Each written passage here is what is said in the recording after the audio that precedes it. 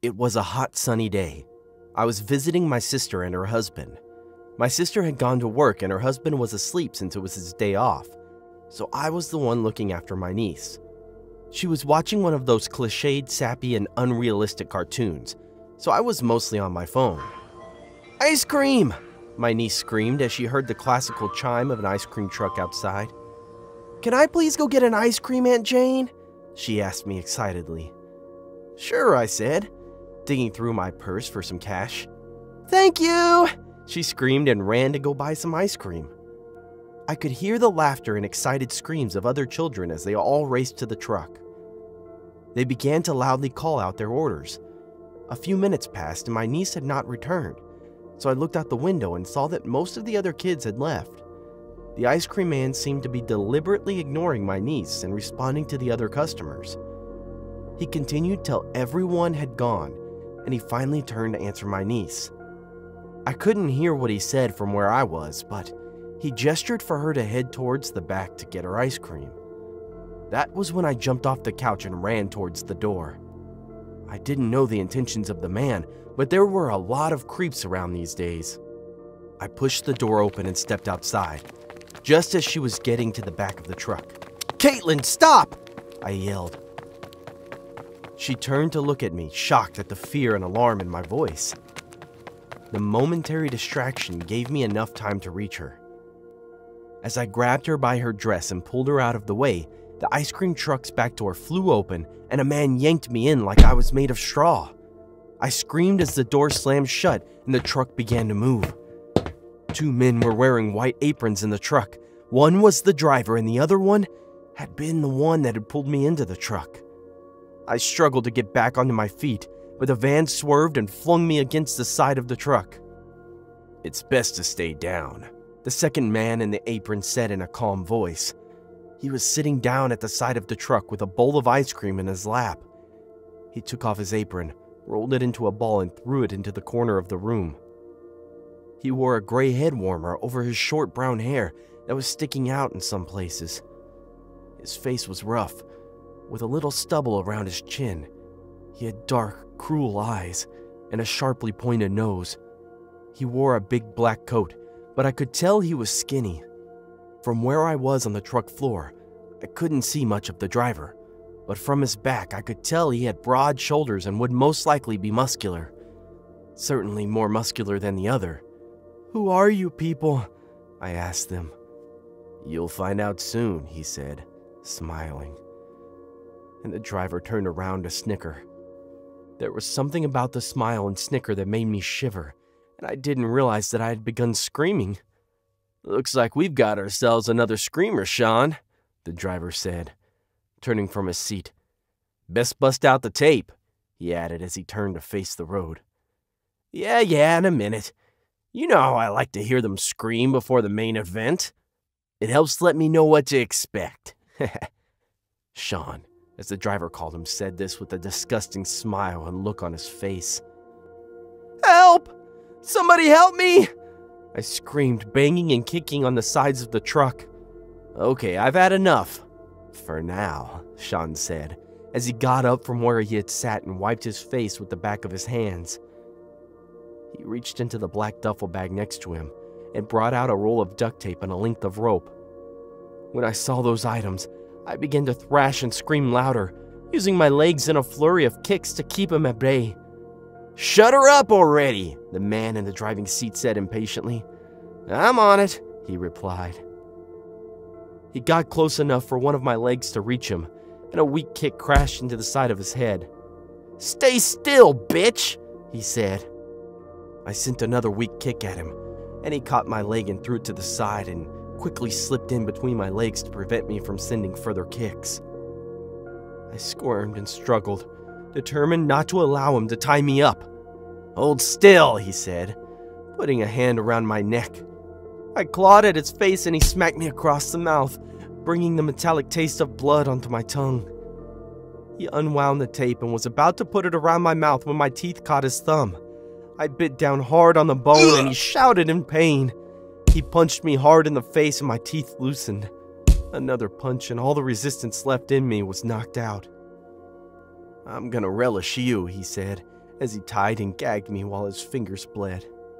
I lay on the floor, afraid for my life as the drive continued in silence. "Shit," the driver said as he stepped on the gas. "We have a tail," he said, and began to drive recklessly, throwing me against the sides of the van like a rag doll. It continued for a while, and soon I was bruised and battered, but I had hope that someone was coming to my rescue. I hoped my niece had told her father, and he was the one chasing the ice cream truck. "Lost the son of a bitch," the driver said and slowed down, and all hope of being rescued died in me. I cried softly on the floor of the van.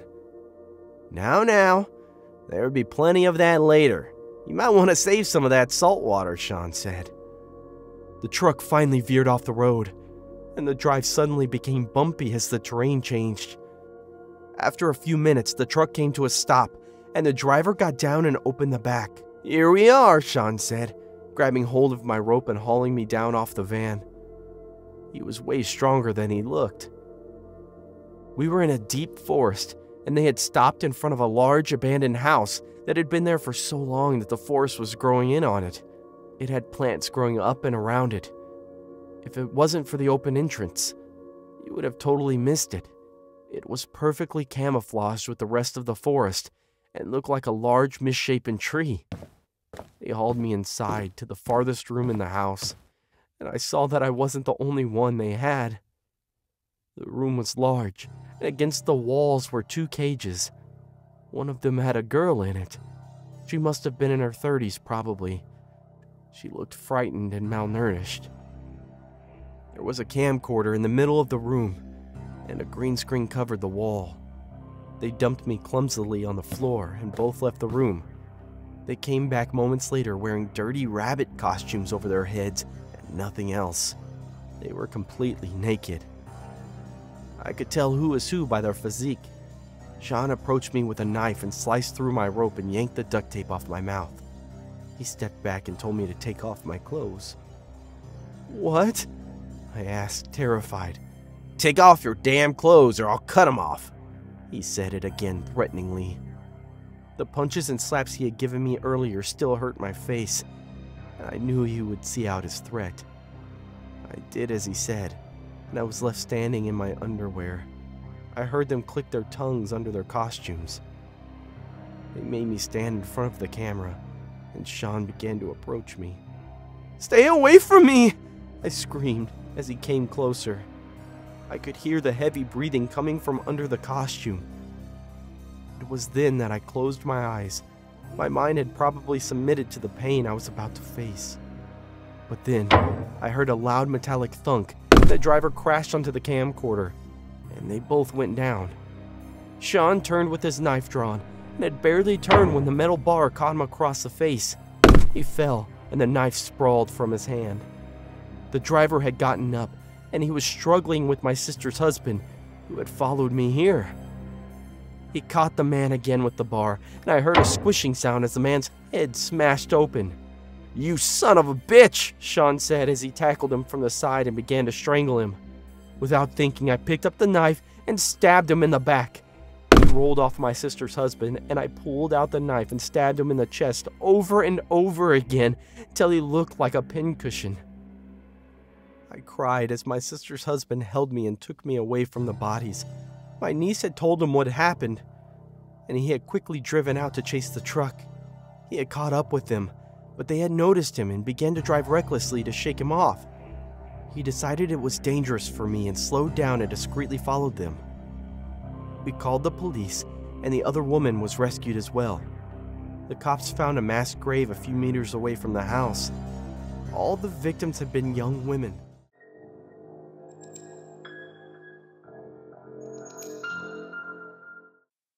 I started my job at the local ice cream van mere months ago. It was a pretty easygoing gig, considering I'd just started college and needed some extra cash to pay for my new car, even though the thing was as small and pathetic as a tin can. Every Saturday I'd get up at around 9 a.m., walk outside, and hop inside the truck with my coworker, boss, Michael Dunwoody. Michael was an odd fellow. The fact he knew my address without me ever telling him was only marginally creepy. But his horrid stare as I walked up to it made it so much worse. I was a couple weeks into working for him when it happened. The police, the flesh, and the absolute disgusting secrets I found out when I was taken in for questioning. "How long had you known Michael for?" the interviewer said with a harsh glare and a solemn face. "Only a couple weeks." My neck strained trying to look away from the interviewer's eyes, but they locked onto mine wherever I looked. "And what about the bodies?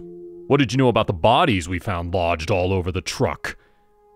His voice sternly raised, and my blood curdled at the thought of seeing dismembered corpses emerging from the deepest areas of the truck's cabinets, the specific areas Michael told me never to pursue. 2 days ago. It was 11 a.m. Damp morning. The sun's gleaming rays glistening across the wet grass and leaves surrounding the roads we drove upon. Michael seemed off today. Not as though he was sad or in any way glum. It was more like he was excited, thrilled by something, as I saw his mortifying stare mellow into a passionate glow with a wide grin spread from either end of his cheeks.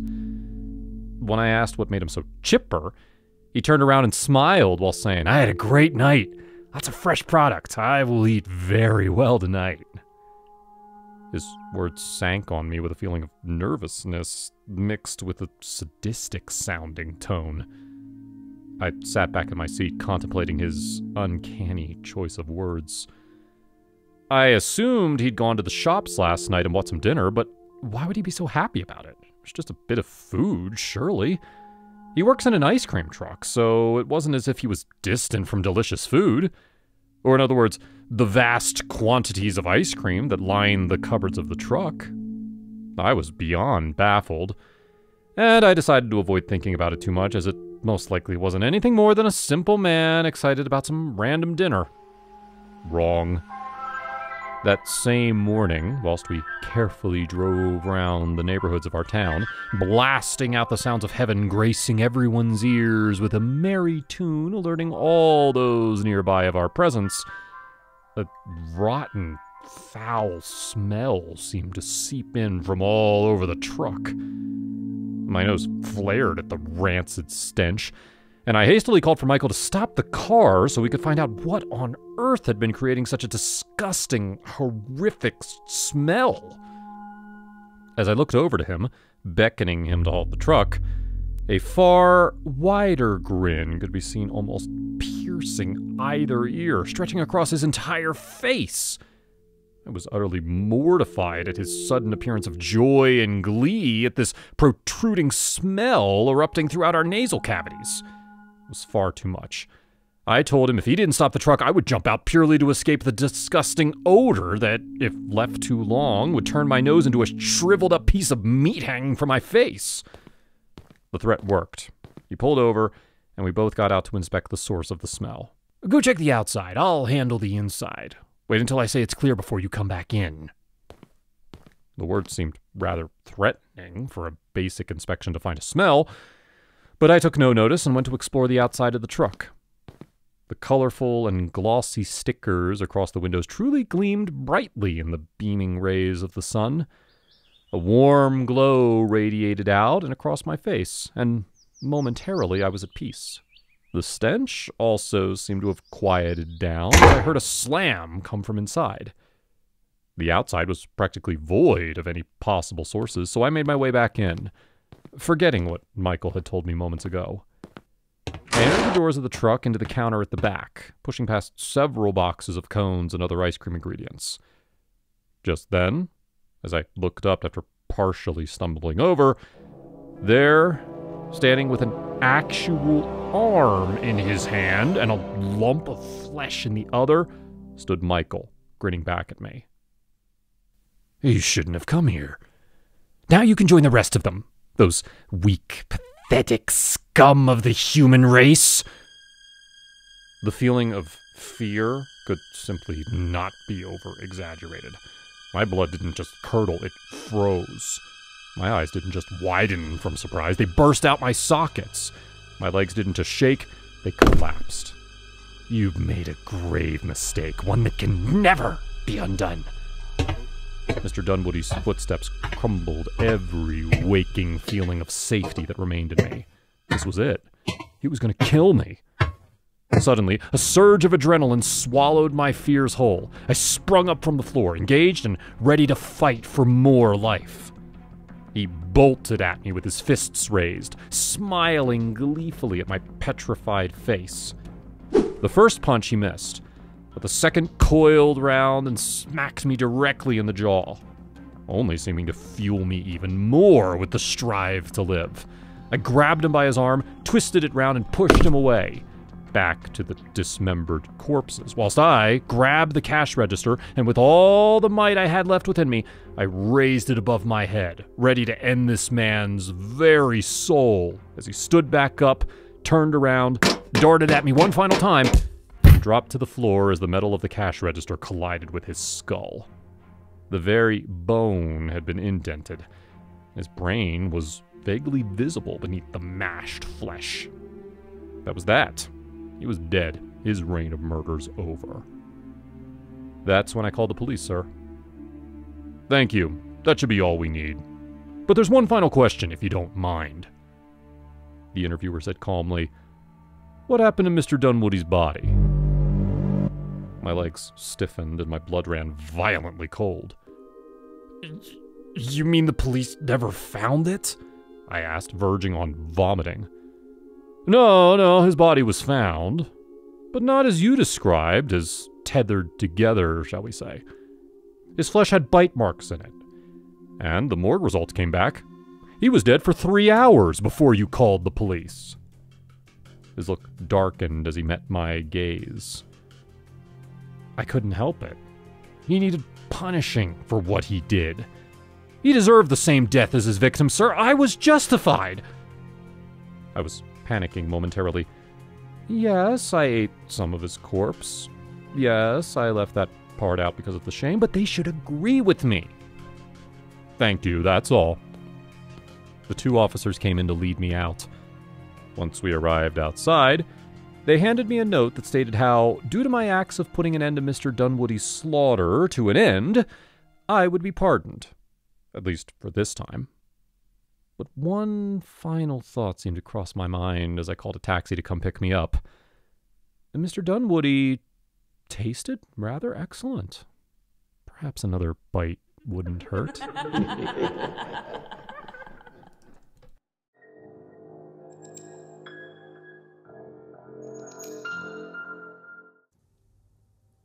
I turned to the man in the ice cream truck and collected my ice cream. My friend Paul did the same. The ice cream guy told us to enjoy it before it melts because of how hot it was. We thanked him and waved goodbye to us. What a nice dude. Paul and I walked slowly, talking about our grades and the courses we were taking. We had been friends for about 2 years now. We were both college nerds. Before I met Paul, I went to classes alone and just had a few people to talk to, acquaintances. Paul happened to be just like me, and we clicked immediately. We did our assignments together and studied together. I was really grateful to have met him. I frowned a little as I finished the rest of my ice cream. I really wanted another one. Paul glanced at my empty ham and quickly finished his own before suggesting we go back and get some more. It was hot, he insisted. I happily agreed, and we started walking towards the ice cream truck. It was a cute little thing, the truck. It was painted in several colors of ice cream and looked pretty attractive. By the time we made it out there, we met a line. I decided to queue. After all, we weren't doing anything important, just talking and walking to relieve college stress. I was 22 and I couldn't wait to finish school. I wanted to focus on making robots and hopefully make a groundbreaking invention that would fetch me good money. It's you two again, the ice cream man said, beaming. I'm Sean, by the way. Do you want the same flavors? I requested for a double mint chocolate chip ice cream, while Paul went for lime. You know, if you come back here by 7, I'm giving out free ice cream, and some gifts too, Sean said, looking at me as he did. I gasped and promised that we would be back there at 7. If I could get a tub of ice cream, it would make reading so much easier, and I wouldn't have to pay. Great. Paul merely shook his head at me and paid for the ice cream. When it was 7, we went back to where the truck was parked, and there was no one else there but Sean. He invited us inside the truck and disappeared inside. He called out and told us to sit down and make ourselves comfortable. Paul started to look worried, and he told me that we should leave. Sean came back, smiled, and held up 2 cups of ice cream in front of us. He said he was testing out new flavors and wanted to get our opinions on it. I knew it. Paul was just being paranoid. We took the cups from him and took a bite. It tasted good, although I couldn't place what flavor the ice cream was. Paul couldn't either. Sean told us to take more. Maybe it would come to us. After the 3rd bite, I started to feel a bit drowsy. I glanced over at Paul to tell him that we should head home, but my movement was sluggish. Paul fell forward and didn't get back up. I tried to reach for him, but it felt like I was wading through a murky river. Last thing I saw before my eyes closed was Sean, smiling down at me. I woke up with a gasp and found out that my hands were tied behind me. I panicked and frantically looked around. It was dark, and I was still in the ice cream truck. Paul? Where was he? I sat up and searched the darkness. His blonde hair shone, and I was able to locate him. He was lying on his side, unconscious. No. I swallowed back my tears. If I could find a way to free my hands. I tested the binds and tried to wiggle free. There. Be a good girl for me. I scrambled away from the voice. It was Sean, and he came from the driver's side. He was still wearing that ridiculous smile as he looked down at me. He told me not to be scared, and fear lodged itself in my throat. How could I not be scared? I glanced over at Paul, and Sean laughed. He told me that my boyfriend wouldn't be waking up anytime soon. My jaw dropped. Was Paul dead? Sean bent down so we were at eye level and stroked my chin, looking at me thoughtfully. He said that my hair was beautiful and grabbed a fistful of it to bring it up to his nose. He inhaled deeply inside. I tried to free myself, and he slapped me. My eyes were watering. I yelled that I had to pee. He had to take me out. He reluctantly agreed, saying he knew I wouldn't leave Paul behind with him. He followed me outside. My head was whirling. I needed to do something to free myself. I asked him to free my hands, but he shook his head and tugged down my jeans himself. My face burned. He looked me over slowly and licked his lips. He told me that he would only give me 2 minutes. I bent down, and he walked a few meters away from me. I gritted my teeth and searched the floor for anything I could use as a weapon. Yes, a sharp stone. It was right in front of me. I made sure Sean wasn't looking and waddled around till my hands could grab it. I hid it in my sleeve and called out that I was done. Sean came over and pulled my jeans up, muttering about all the fun we were going to have together.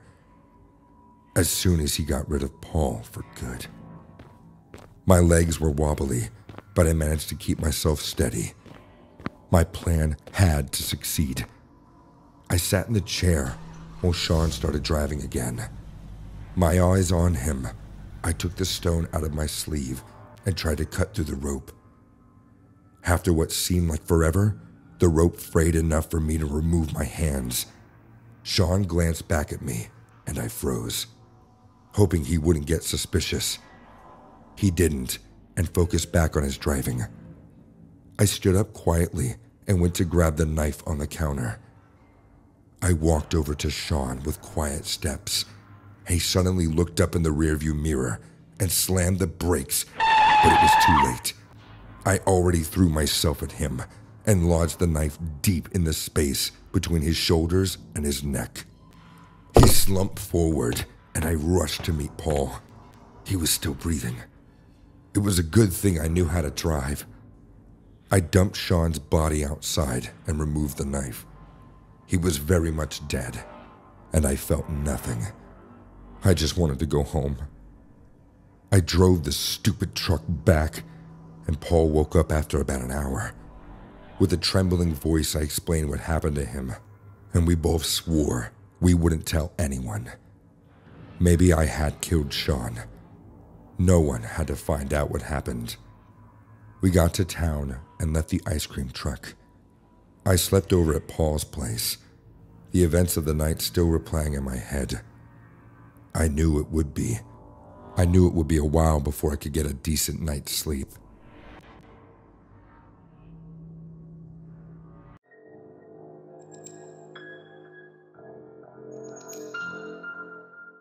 I got a job at Foot Locker over a month ago now.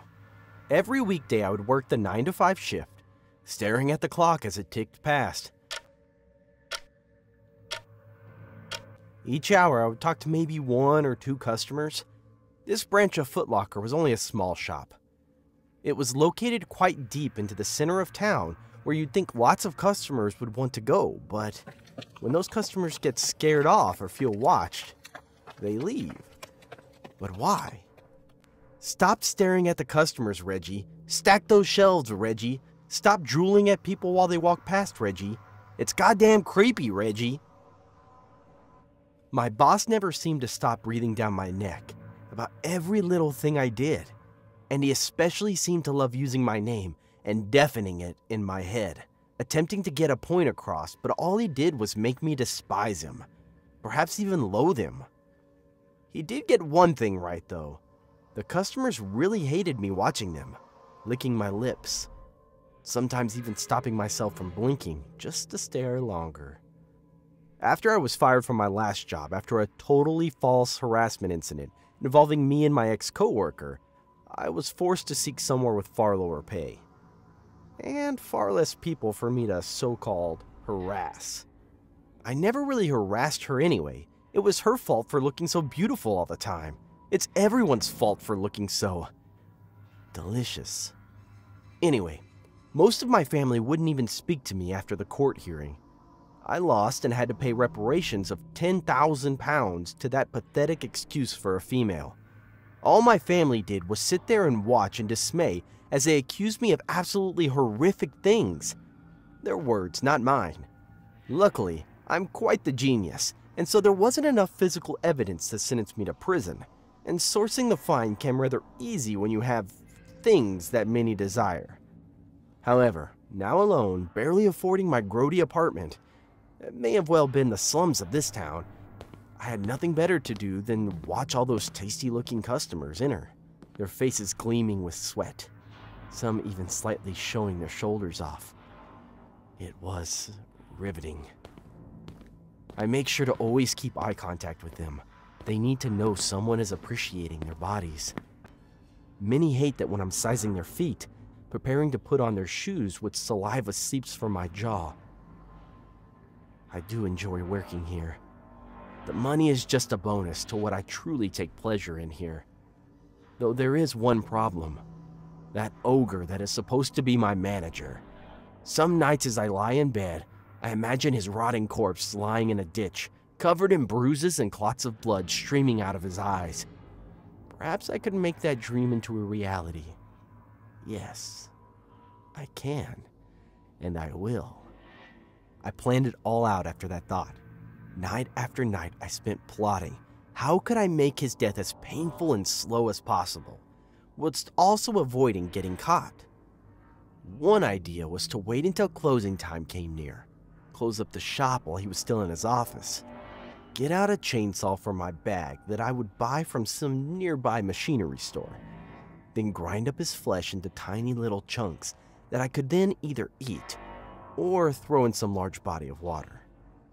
A second idea and the one I went with, was again to wait until closing time, close up early, but instead of immediately killing him, I would walk into his office, shutting and locking the door behind me. Then, from my pocket, I would pull out a small bag of cocaine and snort all of it that I could. The rest, well, it will be too late for him by then. The morning of it finally came about. I walked to the Foot Locker store at around 8 a.m. to get there for a 9 a.m. start. Rummaging in my pocket for the satchel of white stuff I bought last night from a local club, which seemed like the quickest way to gather some. It felt rather cold in my pocket, very lifeless as a substance, maybe indicating what the manager would soon be like. I smiled at the thought of his deceased body lying on the ground, and the thrill of not knowing what I'd do to him engulfed my veins with adrenaline and thrill. The day continued on as normal from then. I continued observing the customers. Each one I gave a little more attention to by leaving my mouth ajar and breathing heavily to show how they made me feel. Most had the same nervous look portrayed on their face by a shaky brow and a stern mouth, hastily grabbing any pair of shoes and getting straight out. It eventually got to be about 5:54 p.m., which was 6 minutes before we closed. Time to enact the plan.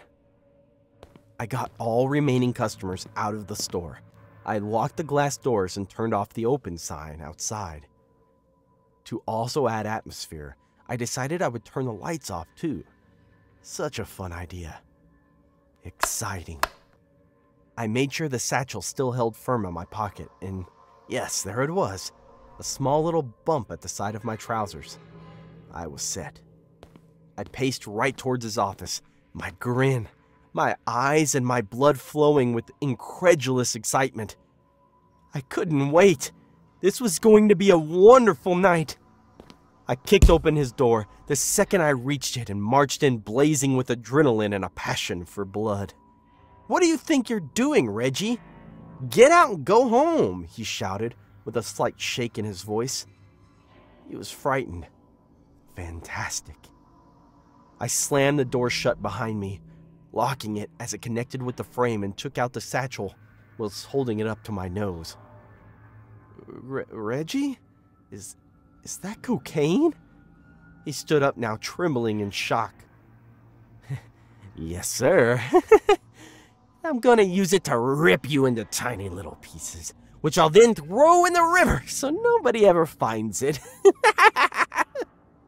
I gave a harsh smile right after saying that and snorted the entire packet in one breath. Shouts echoed throughout my brain, my mind numbing instantaneously. I saw him reach for something under his desk. He looked as if he was pressing something. How odd. I bolted over to him, fueled with such unbelievable power that my first couple strikes shattered his glasses and threw his head back against the wall. We were both trembling with such vastly different emotions. I loved that. He really couldn't do anything. I didn't stop punching until his face was firmly indented into the back of his head and he flopped onto his desk, flinging everything off of it. I grabbed him by his few tufts of hair and smashed his head down against the desk, drenching it in blood, and even broke a couple of teeth. How riveting this experience was. I then grabbed a nearby metal rack of shoes, displaying only the finest products we had for sale. I threw it against the manager's crippled body, and the snap of his spine mixed with a final scream of pure agonizing pain really brought out a glow in my face. An odd red and blue glow. And the shouts in my head became more like sirens wailing off in the distance. And they were getting closer. There was one window in his office. I jumped for it, but it was too high for me to reach. The wails got louder, and the color of flashing lights imbued into my socket as I darted for the door. My body couldn't stop violently shaking, so I couldn't unlock the door. How did the police even know? Hey, Reggie. Rotten hell, you monster. And with his final few words, the manager finally slumped into a state of eternal rest. He was dead. The police took no time in breaking through the door that night and shutting me down with the overwhelming force of their tasers. I was transported swiftly to holding, and in just a week, I got to my hearing. "That's the story, Your Honor." What did everyone think? I yelled in glee.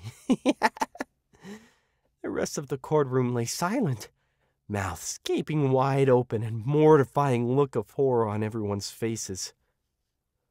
"Reginald, I hereby sentence you to life in prison and a fine of your entire bank account to Mr. Reeves' family, who have had to deal with your disgusting behavior after you slaughtered their father. You are a foul human, Reginald. Rot in jail for the rest of your life." The judge had never sounded so furious. I was marginally taken aback. I thought people would love my story. I know I certainly did. And even as I was thrown into prison, being left to decay in a concrete box, I rather enjoyed it, watching the other inmates, drooling with malicious intent. This prison would work just fine. The guards would probably not do much if I was to rip a couple of ears off, maybe gouge out some eyes, and how about pluck some teeth and nails out? How exciting. I simply couldn't wait.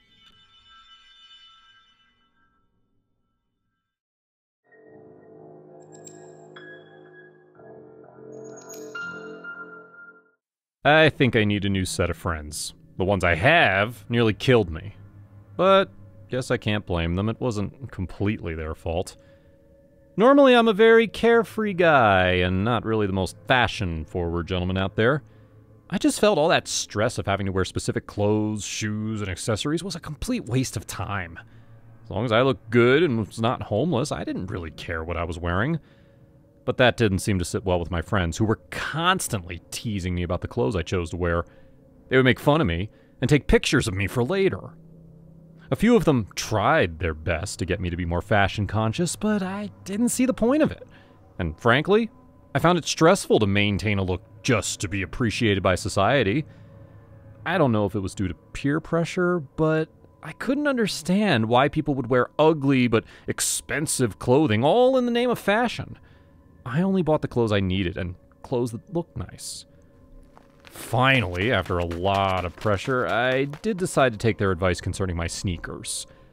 I bought them nearly 3 years ago and wore them literally everywhere, and it showed. Their initial color had all but faded and the sole had worn down. They looked like they'd been rolled over by a steamroller and were now shapeless and ugly. But they were comfortable, so I kept them. And most importantly, they fit me really well. I had really large feet and I used size 11.5. It wasn't exactly easy moving from store to store looking for the perfect fit, but my friends pestered me and kept bringing up the state of my shoes till I agreed to get a new one. "Dude, when are you going to get rid of those abominations on your feet?" he asked one day when he came over to my place as I was about to step out. "If you're going to make fun of my kicks, you can leave," I said to him, tired of them always bringing it up. "Bro, those shouldn't even be called kicks," he laughed as he plopped onto my couch. "Ha ha ha," I said mockingly. "But honestly, don't you think it's time you laid these to rest?" he asked. "Thank them for their service and bury them in the backyard," he went on. "Dude, I would if I could, but I'm not ready to start going from block to block, store to store looking for new kicks." I sighed. "You don't need any of that," he said. "You remember my girl Charlene?" he asked me. I didn't answer, but gave him a look. "What?" he asked innocently. "You know what," I replied to him. "You've dated like 4 different Charlenes, and all within a year," I said. So you can remember all the ladies I've dated, but you don't know when to change your shoes?" he inquired, raising an eyebrow. "Fine," I said, conceding defeat. "But which of the Charlenes?" I asked. "A Charlene that worked down at Starbucks," he said. "So she has this friend working at that massive shoe store down on 56, the Foot Locker." He continued. "She gets some shoes off the books, which she sells for super cheap. That's where I get all my wicked kicks from. I already took the liberty of telling her about you, Bigfoot," he continued. "She would have a few shoes in your size by the end of the week. You should go check it out," he finished. 3 days later, I was heading to the Foot Locker down on 56th. The store was large, so it wasn't hard to locate. Unfortunately, Charlene had called in sick, but her friend who was in on the business was around to help me out. Charlene had kept the shoes in storage. All she would have to do was help me get them. Her name was Ella, and she was a really shy-looking girl. She looked too soft and barely made eye contact with me throughout. She looked to be Hispanic and had a petite figure. She barely said a word as well. I wondered if Charlene had actually forced her to be a part of her scheme. Ella looked like someone who would crack under pressure and confess every sin she had ever committed. She took me to where she kept the shoes hidden because she was frightened of me trying them out in public. I guess she didn't know the size of shoes I would be ordering because when she brought out the first one, she gasped. People were normally shocked whenever they saw my feet or heard my shoe size, but her reaction was different. She started hyperventilating and froze, staring into space. I tried to calm her down, but she flinched at my touch. Eventually, she calmed down on her own, and we went back to trying out the shoes, but she had a look of fear in her eyes, stayed as far away from me as possible. I bought 4 out of the 6 shoes and left, wondering what all the fuss was about. I threw the door open as I got home and flung the bag of shoes on the chair. I heard someone behind me, and I turned just in time to receive a blow from a hammer. I was dazed and staggered backward, and another blow caught me at the side of my left knee. I collapsed to the ground and looked up to see who my attacker was. It was none other than Ella, breathing heavily. Her face was a mask of rage and tears in her eyes. "It was you!" she screamed and raised the hammer. I raised my hands to shield my face, but the hammer landed on my foot. I cried out in pain, wondering what she was talking about. "I didn't do anything!" I screamed, and I tried to crawl away from her. "You bastard!" she screamed as the hammer landed on my back and made me see red. She grabbed me by my broken foot and pulled me back. The pain from that alone nearly made me black out, but the pain that came from the hammer smashing into my fingers shook me awake. I screamed for help, wondering what I did to piss her off that she felt she needed a hammer to sort things out. The blows continued to land till I was knocked unconscious. I woke up 24 hours later in a hospital, covered in a cast from head to toe. Turns out, Jacob had told my friends about the shoes, so they'd been coming to throw a mock celebration party and funeral for my old shoes. They had heard the door open and saw me being beaten to a pulp with a hammer. They tackled Ella and called the police and ambulance. Ella became an orphan when she was 8. She had been the only survivor when a man broke into their house and killed her mother, father, and sister with a hammer. She hid in her parents' closet and watched as the masked man smashed her parents' joints and beat them to death with the hammer. A neighbor must have found out what was going on and called the police. The killer had fled the scene, but had dropped his shoe during the escape, which Ella had picked up. The killer wore a size 11.5 shoe and was never caught. Seeing my shoe size triggered something in her, and she thought I was the killer. To be honest, this shit was crazy as fuck, since the killer would definitely be at least 20 years older than me. She was soon arrested and put behind bars. As for me, the next year wasn't easy. It took a year of physical therapy before I was able to walk again, and even now, you can notice a faint limp when I walk.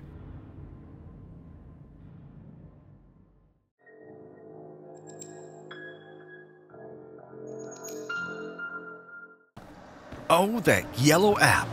Everyone, at least those I knew, loved Snapchat. Everyone around me used it. At first, I was not a fan of it, but with time, I found myself deeper in love with it.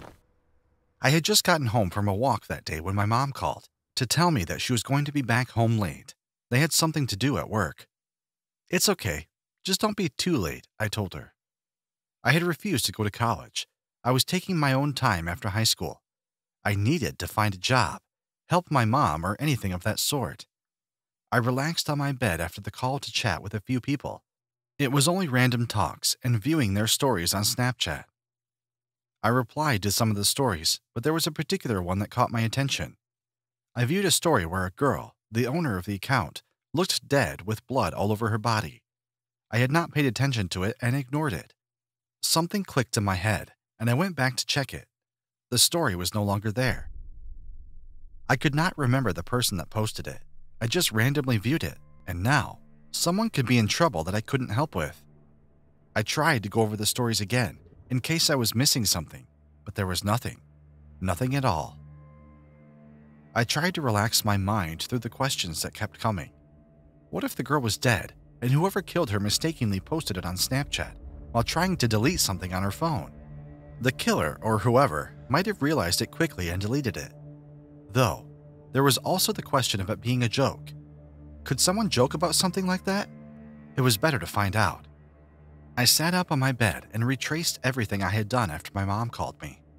All the names, stories, bits of information that I was missing that could help. Eventually, I was able to recall the names of those I had viewed the stories of. As the names popped in my head, I went back to check if their story was still there. If it wasn't, I chatted them up with a particular question that I knew only they could answer. That way, I could be sure they were the ones actually replying to my message. Laura. I remembered the girl. I checked her story and it was no longer there. It was just a few minutes ago that she deleted the story, or whoever deleted it. I chatted her up and waited for a while, but she didn't respond. My mind had begun to think of different scenarios of what could possibly be going on with her. Many things could be wrong, and no one would know because she was probably alone. She was my mate in high school, someone like me who had refused to go to college too. I kept sending messages which she kept ignoring. No reply. I called her repeatedly, but she didn't respond. I was going to have to check on her at her house to make sure she was fine. Luckily, her house was not too far from mine. It was only about a 5-minute walk, though I got there faster since I basically ran from my house. The front door of her place was open, and no one was home. I knew her parents would be working, but she had a brother that was supposed to be back from school. He was still in high school, but the house was empty and quiet. I checked again on Snapchat and noticed she had just posted one of her old pictures on her story. She was never the type to do throwbacks. Something was definitely wrong. I called the police immediately. I was not sure of my theory, but it was enough to get me scared. I was never the kind to think the worst of things, but I already thought the worst of things possible with Laura, and I just had to make sure she was fine. The police came around in a short time, and I explained everything to them, which they took note of. You said she posted on her Snapchat after you thought she was not fine. I don't think there's the need to go over these things unnecessarily. She is fine. Why'd you call the police? An officer asked. I know, but like I said, she's not the type to post throwbacks, and not with a love emoji. That's not Laura. Something's wrong. Whoever has Laura and her phone did it so no one would notice that something is wrong, I told them. The officers looked at me strangely, whispered something to themselves, and looked back at me like they were trying to understand something about me.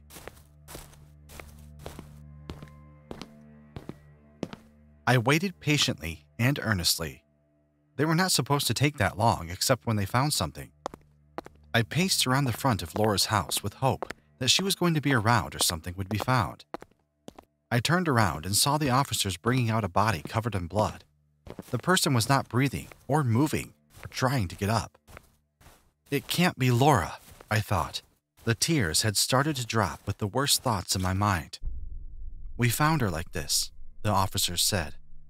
Thank you for contacting us as soon as you noticed this. We didn't find her phone in there, which means that whoever did this has her phone and is using it so no one would know something is wrong.